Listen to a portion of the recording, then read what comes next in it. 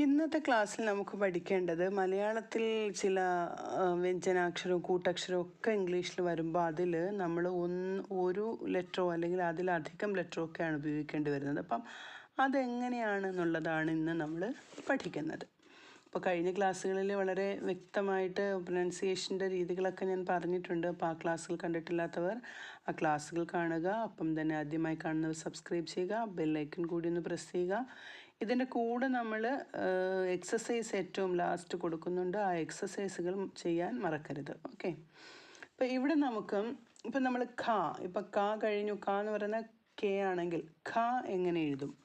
ഖ എന്നുള്ളത് KH ആണ്. KH എന്ന് വരുമ്പം ഇപ്പം നമ്മൾ പറയാണ് ഖാൻ, KHAN, ഖാൻ. ഓക്കെ. ലേഖ എങ്ങനെ വരും? LEKHA, ലേഖ. എന്നാൽ ഖ, അതായത് സ്ക്രീനിലൂടെ നോക്കുക. ഇപ്പം ക കഴിഞ്ഞു, അടുത്ത ഖ കഴിഞ്ഞു, അടുത്തൊരു ഖ, ഒരു ഘടികാരം എന്നൊക്കെയുള്ള ഖ ഇല്ലേ? ആ ഖ വരുമ്പം, അതായത് നെയിം എഴുതുമ്പോഴും അതുപോലെ വേർഡ്സുകളിലും ഒക്കെ വരും. ഇപ്പം നമ്മൾ രഘു എന്നെഴുതാണ്, അവിടെ GH ആണ്, REGHU ആണ്. രഘു, രാഘവൻ എന്നൊക്കെ പറയുമ്പോൾ GH ആണ്. എന്നാൽ ച വരുമ്പോൾ എങ്ങനെയാണ്? ച എന്ന് പറയുന്നൊരു അക്ഷരം ഇംഗ്ലീഷിലില്ലല്ലോ. അപ്പോൾ നമ്മൾ ച വരുമ്പം ചായ്ക്കാണ് CH. ഇപ്പം ചേർച്ച് എന്ന് പറയാണ്, ചേർച്ചിൻ്റെ സ്പെല്ലിങ് CHURCH. അതുപോലെ ഇപ്പം പേരാണെങ്കിൽ ഒരു ചന്ദ്രൻ എന്നാണെങ്കിൽ CHANDRAN. അപ്പം ച എന്നുള്ള അക്ഷരത്തിന് CH.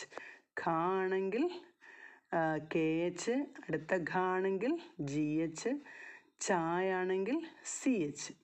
ഇനി നമുക്ക് ച എന്നുള്ളതാണെങ്കിലോ, അതായത് ഇപ്പോൾ അതങ്ങനെ കൂടുതലായിട്ട് ഇംഗ്ലീഷിൽ വളരെ റെയർ വേർഡ്സ് ലെറ്റേഴ്സായിട്ടാണ്. ഛ എന്ന് വരുമ്പം CH, രണ്ട് ഛ വരും. ഓക്കെ. എന്നാൽ അടുത്ത നമ്മൾ ചഷം എന്നുള്ള ഫിഷിൻ്റെ, മത്സ്യം എന്നുള്ള ചഷം എന്നുള്ള വാക്കുണ്ടല്ലോ, അതിൻ്റെ ചായാണെങ്കിൽ JH ആണ്. ഇപ്പം ഛ എന്നുള്ള, അതായത് ജഹാംഗീർ, ഝ എന്നുള്ള ആ ഒരു ഝ എന്നുള്ള ഒരു ഇത് വരുമ്പം JHA, JHANGIR, ജഹാംഗീർ. എന്നാൽ ഇനിയും ഥ എന്നുള്ളത് വരികയാണ്. അതായത് ഥ എന്നുള്ള ഒരു ലെറ്റർ ഇംഗ്ലീഷിൽ നമുക്ക് പറയാൻ പറ്റത്തില്ല. അപ്പം അവിടെ TH ആണ് ഉപയോഗിക്കുന്നത്. ഥ, പിഠ എന്നുള്ള ത, ഢ എന്നൊക്കെ വരുന്നത്. എന്നാൽ അടുത്ത ഥ, അതായത് സ്ക്രീനിൽ ഞാൻ കൊടുത്തിട്ടുണ്ട്, ആ ഥയാണെങ്കിൽ അവിടെ ഇപ്പം നാഥൻ എന്നുള്ളതാണെങ്കിൽ TH, അതും TH തന്നെയാണ് കൊടുക്കുന്നത്. എന്നാൽ നാ തിരിച്ചിടുന്ന ഥായാണെങ്കിൽ അവിടെ ഇപ്പം രാധ എന്നുള്ളതാണെങ്കിൽ അവിടെ നമ്മൾ ഏത് ലെറ്ററാണ് കൊടുക്കുന്നത്? അതിന് പകരമായിട്ട് DH ആണ് കൊടുക്കുന്നത്. Okay, DH. എന്നാൽ ഫ എന്ന പാ കഴിഞ്ഞിട്ട് പായ്ക്ക് പി ഉണ്ടല്ലോ, ഭ ആണെങ്കിൽ അടുത്ത് എന്ത് കൊടുക്കും നമ്മൾ? PH.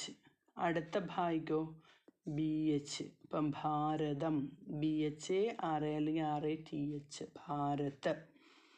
എന്നാൽ ജ്ഞായാണെങ്കിൽ NJ ആണ്. ജ്ഞാനപീഠം എന്നുള്ള ജ്ഞ, അതാണെങ്കിൽ NJ ആണ്. NJNANPIDT. അപ്പം ജ്ഞാനപീഠ, ജ്ഞാനം എന്നുള്ള NJ. എന്നാൽ വീണ്ടും ഞ ഉണ്ടല്ലോ, നമ്മുടെ സാധാ ഞായയുടെ കൂടെ ഇപ്പം പല കുഞ്ഞിരാമൻ നായർ ഞ, അതിനാണെങ്കിൽ NH ആണ്. ഓക്കെ. NJ ആണ് ഞായ്ക്ക്, എന്നാൽ വെറും ഞായാണെങ്കിൽ അവിടെ NH ആണ്. എന്നാൽ ഇപ്പോൾ നമ്മൾ പറയാണ് കണ്ണൻ എന്ന് പറയുമ്പോൾ എന്ന് വരുമ്പോൾ NN ആണ്, അതറിയാം നമുക്ക്. എന്നാൽ കോട്ടയത്തിൻ്റെ TT. ഓക്കെ. അമ്പലപ്പുഴ എന്നുള്ള ഴായാണെങ്കിൽ ZH. ഓക്കെ. അപ്പോൾ ഇത്രയും ഈ ലെറ്റേഴ്സ് പ്രത്യേകമായിട്ട് ശ്രദ്ധിച്ച് മനസ്സിലാക്കി വെക്കുക.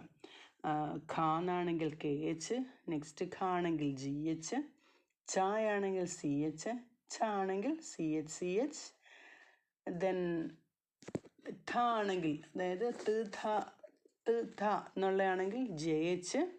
എന്നാൽ ജ്ഞാനപീഠ ഠ ആണെങ്കിൽ TH. വീണ്ടും ഥായാണെങ്കിൽ നാഥൻ എന്ന ഥായാണെങ്കിൽ TH. ഥായാണെങ്കിൽ DH, ഭായ്ക്ക് PH.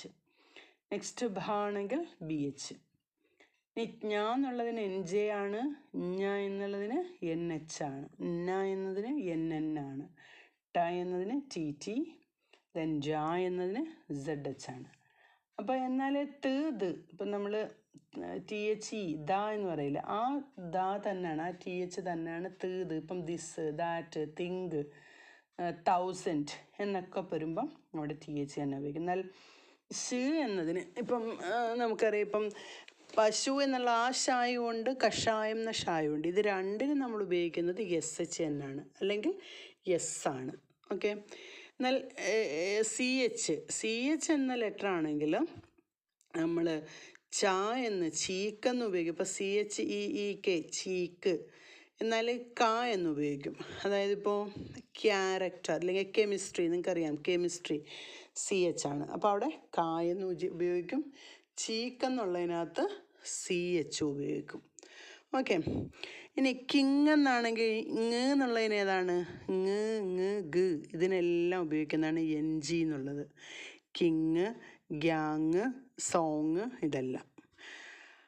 അതുപോലെ മറ്റൊരു കാര്യം എന്ന് പറയുന്നത് വവ്വൽ സൗണ്ട്സ്, ചില വവ്വൽ സൗണ്ട്സ് ഒന്നിച്ചത്. ഇപ്പോൾ ഹൗസ് എന്ന് പറയുകയാണ് നമ്മൾ, അവിടെ OU, ഹൗ, HOUSE, OU എന്നുള്ളത് ഔ എന്നാണ്. ഔട്ട് എന്ന് പറഞ്ഞാൽ OUT ആണ്. അവിടെ നമ്മൾ മനസ്സിലാക്കേണ്ടത് OU എന്ന ഔട്ട്.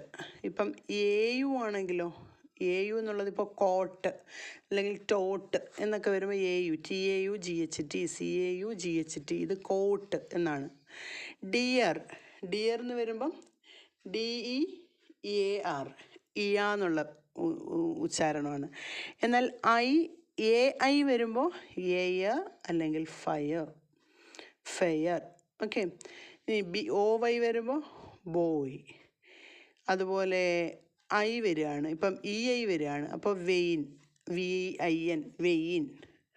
ഓക്കെ. അതുപോലെ എയിൻ, ഫെയിൻ എന്നുള്ളതിന് FEIGN, ഫെയിൻ. ഇങ്ങനെയൊക്കെ നമ്മൾ കോമ്പൗണ്ട് ലെറ്റേഴ്സിന് ഉപയോഗിക്കാറുണ്ട്. അപ്പോൾ ഈ കോമ്പൗണ്ട് ലെറ്റേഴ്സ് വളരെ ഇമ്പോർട്ടൻ്റ് ആണ്. ഇപ്പോൾ ഞാൻ രണ്ടാമത് പറഞ്ഞത് ത് ഇവയ്ക്ക് ആണ് ഉപയോഗിക്കുന്നത്, TH ആണ്. എന്നാൽ ഷ് എന്നതിനും സ് എന്നതും ഷ എന്ന ശബ്ദം ഉപയോഗിക്കുന്നു, അതായത് SH. CH എന്നുള്ളത് ചിലപ്പോൾ ച എന്നും ക എന്നും ഉപയോഗിക്കുന്നു. ഗ ഇതെല്ലാം ഏതിലാണ്? NG എന്ന സൗണ്ടിലാണ്. എന്നാൽ രണ്ട് വവ്വൽ സൗണ്ട് കൂട്ടിച്ചേരുമ്പോഴാണ് നമുക്ക് ഔ, OU, then OU, AU, then EA, EA, AI, ഇങ്ങനെയൊക്കെയുള്ള OI, അതായത് OI, AI ഇതെല്ലാം എവിടെയാണ്? ഈ കൂട്ടിച്ചേർത്ത് നമുക്ക് വായിക്കാൻ നമ്മൾ മനസ്സിലാക്കി വെക്കേണ്ട ലെറ്റേഴ്സുകളാണ്. അപ്പോൾ ഇന്നത്തെ എക്സർസൈസ് എന്ന് പറയുന്നത് നിങ്ങൾക്കുള്ളത് കുറച്ച് വേർഡ്സ് തരാം. ആ വേർഡ്സുകൾ നിങ്ങൾ കറക്റ്റായിട്ട് എഴുതുക. 1 Alappuzha, 2 Shiv Sena, 3rd one 1000, 4th one character, 5th one wear, 6th tout, 7th check, 8th one philosophy, 9th Bhargavan, 10th ചട്ട്വാൾ. അപ്പോൾ ഇത്രയും വാക്കുകൾ എക്സസൈസായിട്ട് എഴുതുക.